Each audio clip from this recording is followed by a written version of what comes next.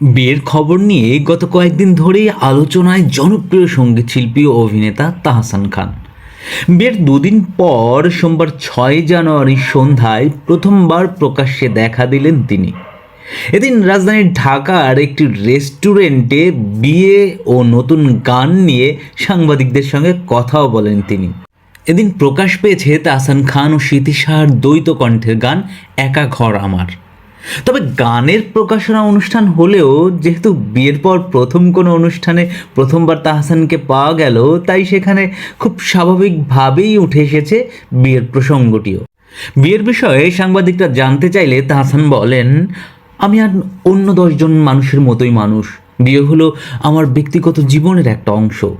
Artist হিসেবে মানুষ আমার ব্যক্তিগত জীবন নিয়ে অনেক কিছু জানতে চায়, তাই বিয়ের মতো এত বড় একটি বিষয় আমি লুকিয়ে রাখতে চাইনি। বিয়ের পর তাহসানকে নিয়ে আলোচনার পাশাপাশি সমালোচনাও হয়েছে বেশ। সে বিষয়ে তিনি বলেন, আমাদের দেশের মানুষের রসবোধটা একটু বেশি।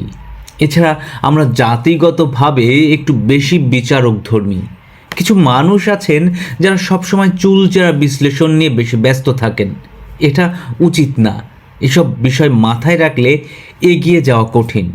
আর নতুন গান একা ঘর আমার নিয়ে তাহসান জানান, এটি 7 থেকে 8 মাস আগেই লেখা হয়েছে।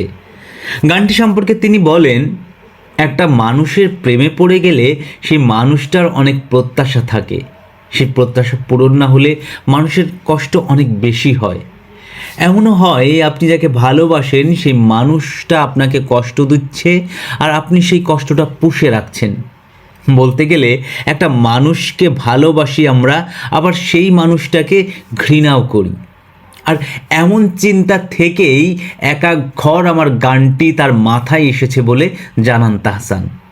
দর্শক, তাহসানের নতুন গান এবং নতুন দাম্পত্য জীবনের জন্যে আমাদের শুভকামনা রইল।